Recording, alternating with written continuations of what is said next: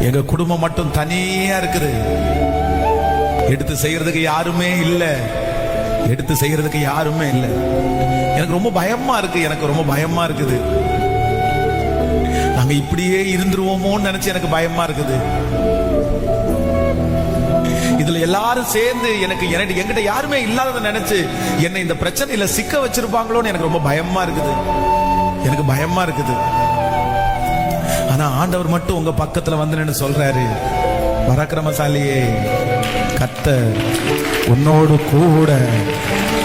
பராக்கிரமசாலியே, பராக்கிரமசாலியே, கர்த்தர் உங்களை பார்த்துதான் சொல்றாரு. கர்த்தர் உங்களோடு கூட இருக்கிறார். கர்த்தர் உங்களோட கூட இருக்கிறார். அப்பாவை விட பெரியவர் உங்களோட இருக்கிறார். கணவனாரை விட பெரியவர் உங்களோட இருக்கிறார். மனைவியை விட பெரியவர் உங்களோட இருக்கிறார். சொந்தக்காரங்களை விட பெரியவர் உங்களோட இருக்கிறார். நம்புறவங்க கைகளை தட்டி ஆமோதிச்சு,